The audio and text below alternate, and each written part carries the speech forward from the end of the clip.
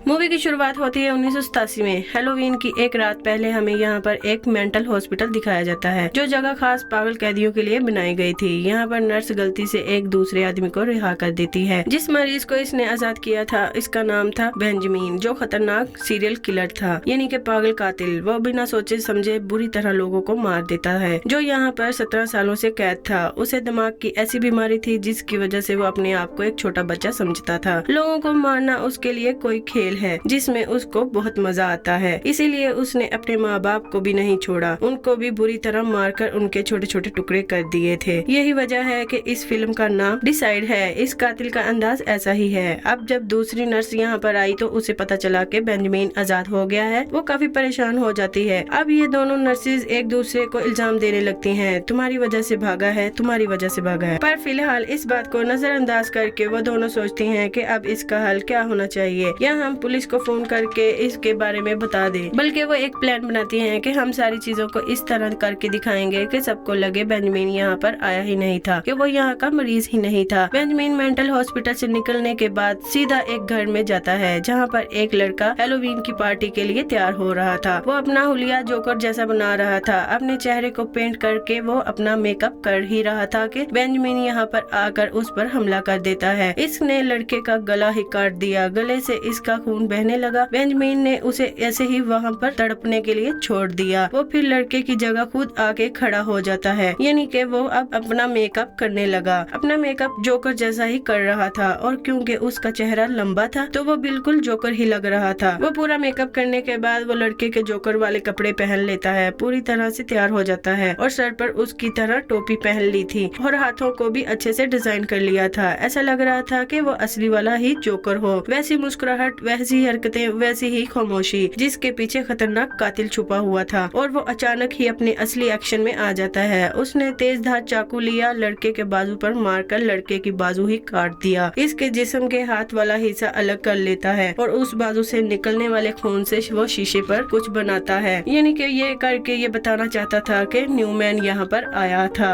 इसने 3 लोग बनाए थे, जिसमें एक बच्चा था और 2 इसके मॉम एंड डैड थे। अब जाहिर है उस लड़के की हालत इतनी खराब थी, वहीं पर उसकी मौत हो जाती है, जिसके बाद न्यूमैन वहाँ से निकल जाता है। फिर कहानी की हीरोइन को दिखाया जाता है, जिसका नाम कैसेंड्रा था, जहाँ हैलोवीन के लिए अपने कपड़े वो खुद ही डिजाइन करती है। उसने अपना सूट वायरस जैसा बनाया था, साथ में उसने लड़ने वाले हथियार भी बनाए थे। उसकी फैमिली, एक छोटा भाई था, उसके डैड थे। यहाँ आकर कैसेंड्रा के डैड अपने दोनों बच्चों को बताते हैं कि हमारे घर से कुछ ही दूर घर में कत्ल हुआ है। बातचीत के दौरान हमें पता चलता है कि इनकी मॉम इनको छोड़कर चली गई थी जब ये छोटे बच्चे थे। अब तक इनको वजह पता चली ही नहीं, इनकी मॉम छोड़कर क्यों गई थी। नाश्ता करने के बाद कैसेंड्रा और उसका भाई स्कूल जाते हैं, जहाँ पर वो कातिल की बातें चल रही थी, जिसने कल रात खून किया था। वो अभी तक पकड़ा नहीं गया, लेकिन खास इस चीज को इन लोगों को फर्क नहीं पड़ता, क्योंकि रात को हैलोवीन है, इन लोगों को पार्टी करने के लिए जाना है। जबकि न्यूमैन अपने खतरनाक काम में लगा हुआ था, यानी कि लोगों को मारने के काम पर। वो किलर एक घर में जाता है जहाँ पर एक औरत अकेली बैठी हुई थी। न्यूमैन आते ही उस औरत पर हमला कर देता है, उसे उठा उठा कर मार रहा था। हालांकि औरत ने भी पलटकर उस पर वार किया अपने बचाव में, लेकिन न्यूमैन ने उसको पकड़ लिया, काबू में कर लेता है, जिसके बाद उसको जमीन पर लिटाकर उसके दोनों हाथों में कीले ठोकर उसको फर्श में मजबूती से फंसा देता है। यहाँ पर उसने जुल्म की हद पार कर दी। वो औरत का हाथ भी काट लेता है, हाथ को, और कैडीज वाली बाल्टी को भी उठाकर अपने साथ ले गया। वो यहाँ से आगे बढ़ा। वो जब एक होटल में आया, वो देखता है कि कैसेंड्रा अपनी दोस्त के साथ बैठी हुई थी, जिन्हें किलर ने बाहर से ही देख लिया था, और अब वो अंदर आ गया था, दोनों लड़कियों के पास ही बैठ गया था और बुरी तरह उन्हें ही घूरे जा रहा था। अब जब दोनों लड़कियों ने इसकी हरकतों को नोटिस किया, इसको कुछ कहने के बजाय वो वहाँ से चली गयी। जब होटल के मालिक ने न्यूमैन को देखा तो वो उस पर काफी गुस्सा करता है, कहता है कि तुम यहाँ पर क्या कर रहे हो, चले जाओ यहाँ से। जिस पर न्यूमैन को काफी गुस्सा आया और वो वहाँ से चुपचाप चला गया, लेकिन एक चीज होटल के मालिक के लिए छोड़ गया। वो था उस औरत का कटा हुआ हाथ, जो चिढ़ाने के लिए न्यूमैन ने वहाँ पर छोड़कर गया था। रात के वक्त कैसेंड्रा पार्टी में जाने के लिए तैयार हो गई थी। यहाँ पर पता चला कि इसने लड़ने की महारत भी सीखी हुई थी। जाते वक्त इसके हाथ एक तस्वीर लग गई, जो तस्वीर इसके मोम डैड की तस्वीर पर उस वक्त की थी जब वो दोनों कॉलेज में पढ़ा करते थे। तस्वीर में इसकी मोम डैड के साथ एक अजीब सा लड़का भी था, और कोई नहीं, बेंजामिन न्यूमैन ही था, जो कैसेंड्रा की मोम को पसंद किया करता था, उसके पीछे पड़ा हुआ था। ये देखकर कैसेंड्रा जब अपने डैड से पूछती पूछती है। अब जाके वो अपना मुंह खोलते हैं। इस बारे में कहते हैं कि तुम्हारी माँ के गायब होने के पीछे इसका हाथ था। न्यूमैन का ये सुनकर कैसेंड्रा को गुस्सा आ गया था। वो अपने डैड पर भड़कने लगती है। वो कहती है कि इतनी बड़ी बात छुपा कर हमसे क्यों रखी, पहले क्यों नहीं बताई। इतने वक्त से आप हमसे छुपाते आए हो कि मोम हमें छोड़कर चली गई थी। आज कह रहे हैं कि हो भी सकता है कि उसको मार दिया हो या गायब हो गई है। क्या कह रहे हैं आप, ये मजाक है?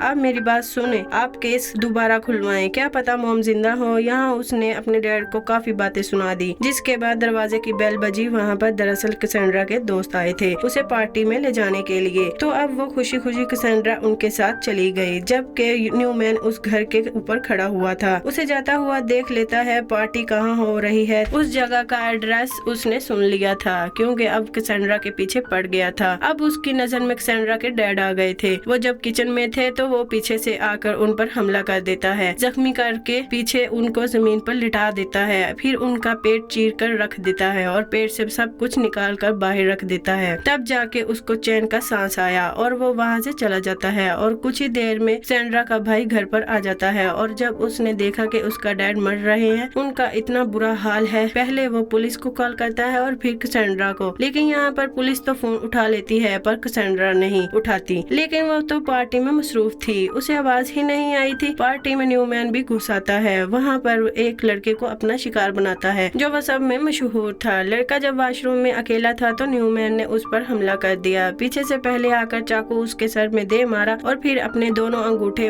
आंखों में घुसाकर आंखें फोड़कर रख दी। जिसके बाद बड़ी बेरहमी से उसके सर के 2 टुकड़े कर दिए जो बहुत ही दर्दनाक था। इस बीच कैसेंड्रा बहुत सारी शराब पी लेती है। इसे नशा होने लगा। पर तब उसका भाई घबराया हुआ आता है। वो कैसेंड्रा को सब कुछ बता देता है। उसने पार्टी में न्यूमैन को भी देख लिया था जो यहाँ से बाहर जा रहा था। कैसेंड्रा के भाई ने उसे पहचान लिया था कि वही है जिसने मेरे डैड को मारा था, क्योंकि जब वो वापस घर पर आया था उसने अपने घर से न्यूमैन को निकलते हुए देख लिया था। दोनों भाई बहन उसका पीछा करते हुए उसके पीछे आ जाते हैं। लेकिन वो भी किसी से कम कहाँ था, पहले ही उनका इंतजार कर रहा था। पहले उसने मारा कैसेंड्रा को जिससे वो बेहोश हो जाती है। फिर चाकू लेकर उसके भाई के पेट में घुसा दिया। कई बार वार किया। उसके बाद बेहोश कैसेंड्रा को लेकर एक फैक्ट्री में आ जाता है। यहाँ पर एक गार्ड था पर न्यूमैन ने पीछे से आकर उस पर हमला कर दिया। अपनी कुल्हाड़ी उसके सीने में मारकर उसका भी काम तमाम कर दिया। तब तक कैसेंड्रा को भी होश आ गया था। न्यूमैन उसे एक टेबल पर लिटा देता है। वो उसे कैंडीज ला कर देता है। कैसेंड्रा ने लेने से मना कर दिया था। तो अब न्यूमैन उसके लिए एक नेकलेस लेकर आता है जो और किसी का नहीं बल्कि उसकी मोम का था। ये देखकर कैसेंड्रा काफी चौंक गई। वो सोचती है कि मेरी मोम का नेकलेस इसके पास कैसे आया। और अब कैसेंड्रा ने नेकलेस उससे नहीं लिया। न्यूमैन को गुस्सा आ गया। वो साइड पर टेबल पर देखने लगा जहाँ पर हथियार पड़े हुए थे। वो सोच रहा था कि इनमें से कौन सा लूं हथियार कैसेंड्रा को मारने के लिए। उनका मुंह साइड पर था। इस चीज का फायदा कैसेंड्रा ने उठा लिया था। वो टेबल से उठी। अपनी जान बचाने के लिए वो वहाँ से भागने लगी। अब जब न्यूमैन उसको गायब देखता है तो उसका पीछा करने लगा और ऐसे ही कुछ देर तक ये चीज एक खेल की तरह चलती रही। आगे आगे कैसेंड्रा तो इसके पीछे न्यूमैन। कैसेंड्रा छुपती रही। वो उसे ढूंढने लगा क्योंकि न्यूमैन खुद को एक बच्चा समझता है। उसे तो ये करने में बहुत मजा आ रहा था। जबकि कैसेंड्रा के लिए उल्ट था कि जहाँ पर वो छुपी हुई थी वहाँ पर गार्ड की लाश पड़ी हुई थी। उसकी हालत बहुत ही खराब थी। उसके जिस्म के बहुत सारे हिस्से गायब थे जिससे अब तो इसका डर का कोई ठिकाना ना रहा। अब जैसे तैसे उसने खुद को काबू किया। वो हिम्मत करती है, उड़ती है, पीछे से आकर न्यूमैन पर हमला कर देती है जिससे वो नीचे गिर गया। फिर वो इसके ऊपर बैठकर कई बार चाकू से इस पर हमला करती है। इतना मारती है जब तक वो अधमरा न हो गया। वो फिर वहाँ से उठी। वहाँ के फोन से पुलिस को कॉल करती है पर तब तक न्यूमैन रेंगता हुआ उसके पास आ गया था। कैसेंड्रा सोचती है अभी कुछ ही बिगड़ा नहीं कि वो उठ नहीं सकता। इसका फायदा उठाकर वो कुल्हाड़ी लेती है और बार बार उस पर हमला करती है जिस पर यहाँ न्यूमैन का बुरा हाल हो गया। इसके बाद वो अपनी मोम का नेकलेस हाथ में लेकर सोचती है कि मेरी मोम का नेकलेस इसके पास कहाँ से आया। तभी वहाँ पर पुलिस आ जाती है। कैसेंड्रा जल्दी से उनके पास आई, बताती है कि किलर वहाँ पर है। जब पुलिस ने जाके वहाँ चेक किया वहाँ पर उन्हें कोई नहीं मिला क्योंकि न्यूमैन वहाँ से गायब हो गया था। ये देखकर कैसेंड्रा काफी परेशान हो जाती है। ये चीज कम नहीं थी कि तभी उसे हैरान करने उसके सामने उसकी मोम आ जाती है। वो यहाँ पर हैरान कुन जानकारी देती है। कहती है सुनो मेरी बात, कैसेंड्रा बेंजामिन न्यूमैन जो तुम्हें यहाँ पर लाया है वो और कोई नहीं बल्कि तुम्हारा बाप है। ये सुनकर कैसेंड्रा काफी चौंक गई। ये देखती ही रह गई। उसे समझ नहीं आ रही थी कि मैं क्या कहूँ। ये बात सुनकर बदले में मुझे क्या कहना चाहिए। वो बस अपनी मॉम को देखती ही रह गई। न्यूमैन ने मुझे अगवा कर लिया था, जिसके बाद उसने मुझसे शादी कर ली थी और फिर तुम पैदा हो गई। ये चीज देखकर मैं चुपचाप घर से चली गई कि मैं ये जानती थी कि ये बात तुम्हारे असली डैड को पता चली गई तो वो मुझे कभी भी कबूल नहीं करेंगे। ना जाने कौन सी क़यामत आ जाएगी। तुम लोगों को छोड़ने का मेरा मकसद ये था कि तुम लोग एक अच्छी फैमिली की तरह ही हंसी खुशी जिंदगी गुजार सको। मेरी वजह से तुमको किसी मुश्किल का सामना ना करना पड़े। कैसेंड्रा ये चीज कबूल कर ही नहीं पा रही थी कि न्यूमैन मेरा बाप है और इसी के साथ ये फिल्म खत्म हो जाती है।